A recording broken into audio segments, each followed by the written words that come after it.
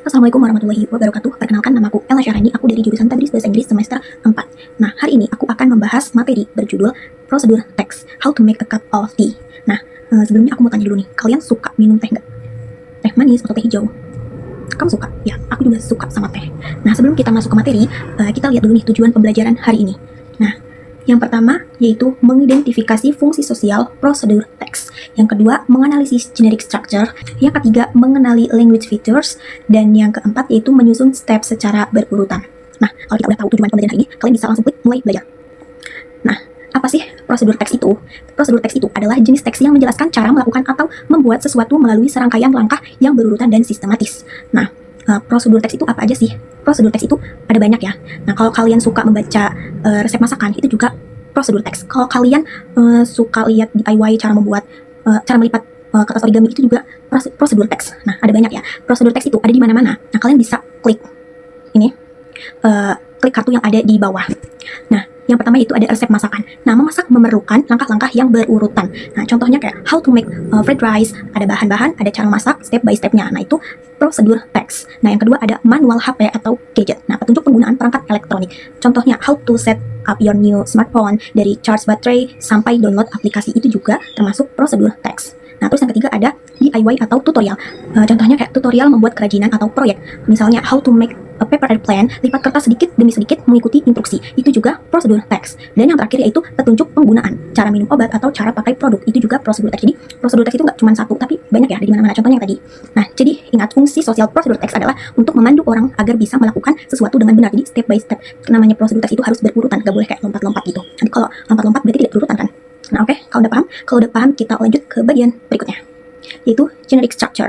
Nah, kalian bisa klik nomor 1, nomor 2, nomor 3, kalian bisa diklik. Nah, yang pertama ada goal. Goal itu adalah tujuan atau judul teks. Apa yang akan dibuat atau dilakukan. Contoh dari teks kita ini, how to make a cup of tea. Nah, ini langsung memberitahu pembaca tujuannya adalah membuat secangkir teh. Jadi goal itu kayak tujuan yang ingin kalian buat. Paham? Nah, terus yang kedua ada materials. Nah, materials itu apa sih? Materials itu ada daftar bahan dan alat yang dibutuhkan. Nah, contoh untuk kita hari ini ada one tea bag atau 1 kantong teh.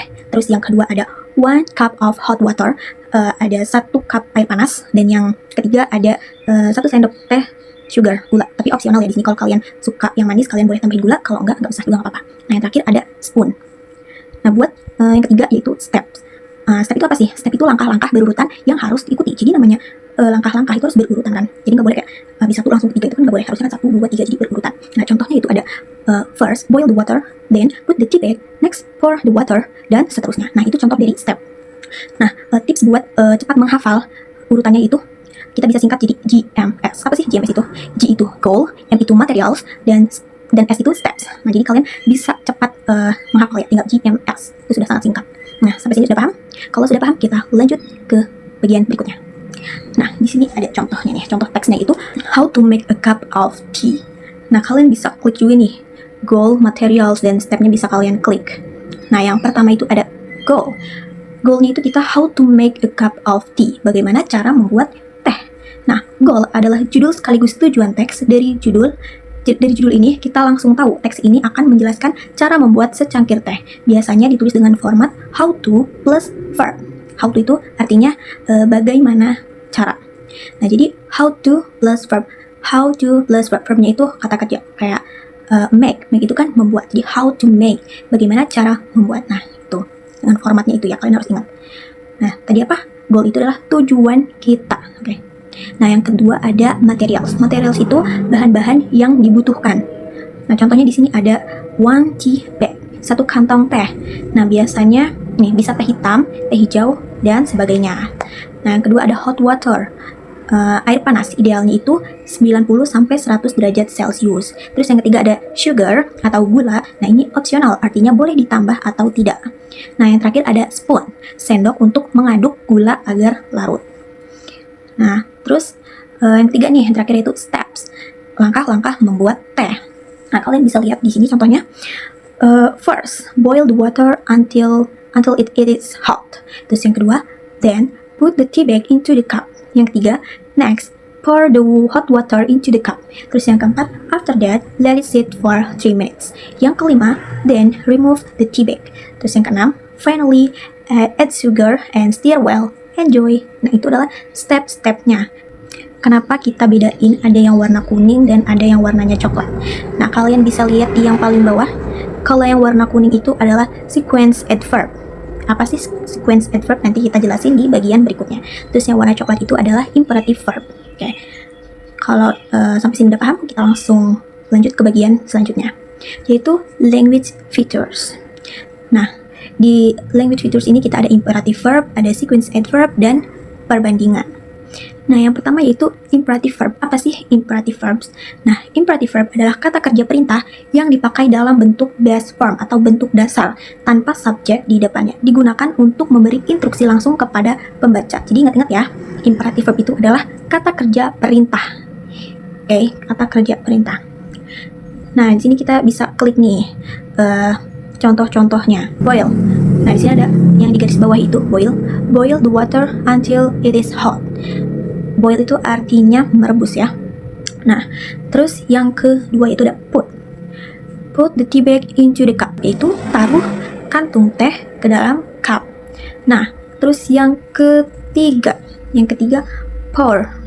Pour the hot water into the cup, yaitu tuangkan air panas ke dalam cup. Terus contoh lagi ada let it sit for 3 minutes. Nah, itu namanya imperative verb ya, yang di garis bawah ini itu. Remove the tea bag, buang kantung teh. Terus add sugar, tambahkan gula. Lalu add stir well, stir itu mengaduk. Nah, jadi polanya itu imperative verb itu langsung di awal kalimat setelah sequence adverb, tidak ada subjek I, you, atau we sebelumnya. Nah, paham? Nah, jadi apa? Imperative verb itu kata kerja perintah yang dipakai dalam bentuk base form, bentuk dasar ya. Tadi contohnya, udah kan?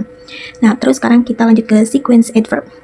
Sequence adverb itu apa sih? Nah, sequence adverb adalah kata keterangan urutan yang menandai tahapan-tahapan dalam teks prosedur. Nah, dan selalu diletakkan di awal kalimat diikuti tanda koma. Nah, di sini ada contoh-contohnya nih, kalian bisa lihat sendiri kan? Nah, di sini ada first. First itu digunakan untuk langkah pertama. Contohnya, first boil the water. Nah, jadi yang dikatakan sequence adverb itu first-nya. Nah, itu adalah sequence adverb. Terus ada then. Then itu artinya langkah berikutnya. Jadi untuk langkah berikutnya bisa dipakai berkali-kali. Contohnya then put the tea bag. Nah, terus selanjutnya ada next. Sama seperti then, jadi untuk langkah selanjutnya. Contohnya next pour the hot water. Terus ada after that. Setelah itu, nah artinya setelah itu sering dipakai di tengah-tengah steps.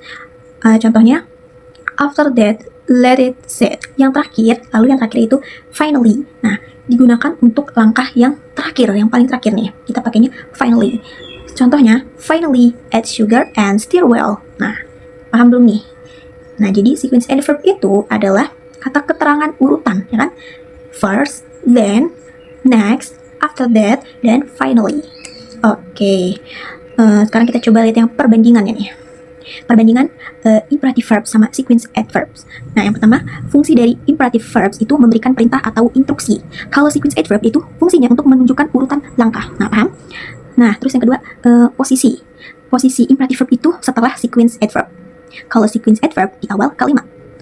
Lalu bentuk kata. Kalau imperative verb itu base form, bentuk dasar. Kalau sequence adverb itu bentuk katanya kata keterangan waktu atau urutan. Contohnya nih, imperative verb, boil, put, pour, stir. Kalau sequence adverb ada first, then, next, finally. Nah, contoh kalimat lengkapnya nih. Kalian bisa bacakan di bawah. First, boil the water until it is hot. Sequence adverb plus imperative verb plus object atau complement. Nah, di sini sequence adverbnya apa? Sequence adverbnya first, imperative verbnya boil, dan objeknya itu water until it is hot. Oke, sampai sini udah paham? Oke, kalau kalian udah paham, sekarang kita coba main game. Kalian bisa klik yang main game. Nah, susun langkah-langkah membuat teh dari urutan pertama sampai terakhir. Nah, kalian bisa drag and drop ke dalam kotak yang tepat nih yang di bawahnya. Nah, aku kasih kalian waktu 1 menit buat mengerjakan game ini. Oke, dimulai dari sekarang. Oke, waktunya habis. Kalian sudah selesai semua mengerjakannya? Nah, sekarang kita koreksi bareng-bareng ya. Oke, yang pertama, boil the water until it is hot. Yang kedua, put the tea bag into the cup. Terus yang ketiga, pour the hot water into the cup. Terus yang keempat, let it sit for 3 minutes. Yang kelima, remove the tea bag. Terus yang keenam atau yang terakhir, itu add sugar and stir well. Enjoy. Nah, kita coba cek jawabannya ya. Kita cek ya, 1, 2, 3. Wow, ternyata kita benar semua. Nah, buat kalian yang jawabannya benar semua, berarti kalian udah paham sama steps prosedur teks ini. Nah, kalian good job. Kita ada game lagi nih. Lanjut ke timer. Nah, di sini ada time challenge. Aku akan kasih kalian waktu 10 detik untuk berpikir cepat buat menjawab pertanyaannya nih. Jangan sampai kehabisan waktunya ya. Nah, kalian bisa klik mulai challenge. Bagian mana yang berisi tujuan atau judul dari prosedur teks? Jawabannya apa? Goal. Ya, betul. Soal berikutnya. Kata pour dalam teks pour the hot water into the cup termasuk apa nih? Imperative verb. Betul. Terus ke soal berikutnya. Sequence adverb yang digunakan untuk langkah terakhir adalah finally. Oke, buat kalian yang jawab finally, berarti kalian udah paham juga nih. Terus kita lanjut ke soal berikutnya nih, masih ada. Berikutnya bukan contoh imperative verb dalam prosedur teks adalah then. Nah, betul. Bagian yang berisi daftar bahan dan alat yang dibutuhkan disebut apa nih kira-kira? Ya, betul. Materials. Nah, kita di sini benar semua, skornya 100. Akhir kita ada kuis nih, guys. Nah, kalian bisa jawab soal, ada 8 soal di sini. Kalian bisa jawab dulu 8 soal ini. Aku kasih kalian waktu 1 menit juga ya. Jangan lama-lama, 1 menit aja. Dimulai dari sekarang. Oke, kalian udah selesai semua mengerjakannya? Kalau udah, kita cek bareng-bareng lagi yuk. Nah, di sini yang soal pertama, apa fungsi sosial dari prosedur teks? Apa nih kira-kira, guys? Prosedur teks yaitu menjelaskan cara melakukan atau membuat sesuatu. Coba, betul, pintar kalian. Soal berikutnya, perhatikan teks berikut. First, boil the water. Kata first dalam kalimat tersebut adalah sequence adverb. Coba kita cek. Betul juga. Berikutnya, manakah urutan generic structure prosedur teks yang benar? Apa nih? GMS, goal, materials, step. Coba, betul juga. Berikutnya, dalam kalimat pour the hot water into the cup, kata pour berfungsi sebagai imperative verb. Coba kita cek. Yeay, betul. Sequence adverb yang tepat untuk menandai langkah terakhir adalah kalau pertama first, dan itu langkah berikutnya next juga sama, dan finally berarti coba kita finally ya. Betul. Berikutnya, bagian materials dalam prosedur teks berisi materials itu bahan dan alat yang kita butuhkan ya. Coba. Betul juga. Soal berikutnya, manakah contoh imperative verb yang digunakan dalam prosedur teks? Stir. Jawabannya stir. Yang ke-8, urutan langkah membuat teh yang benar adalah apa nih? Merebus air, boil water, put the tea bag, pour water, wait, remove, and add sugar. Betul, good job. Nah, yeay. Nah, di sini ada rangkuman materi nih buat kalian.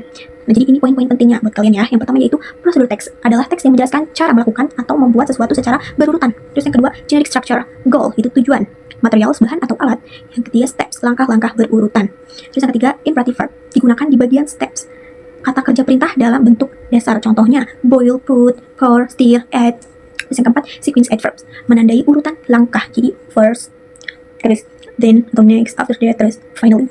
Terus yang ke terakhir di sini ada contoh teks. Di sini ada how to make a cup of tea, dari merebus sampai menyeduh teh siap minum. Nah, sebelum pembelajaran ini kita akhiri, di sini aku bakal ngasih tugas ke kalian. Coba kalian tulis ya di komentar ini, tulis satu prosedur teks sederhana bertemakan apapun yang kamu suka. Contohnya misal kayak cara bikin mie, cara membuat kreasi dari kertas origami, apapun itu, kalian tulis ya satu prosedur teks di kolom komentar di bawah ini. Nanti aku bakal cek satu-satu. Oke, segitu aja materi yang bisa aku sampaikan. Semoga bermanfaat dan semoga kalian paham dengan apa yang aku jelasin tadi. Oke, aku pamit undur diri. Wassalamualaikum warahmatullahi wabarakatuh. Bye bye.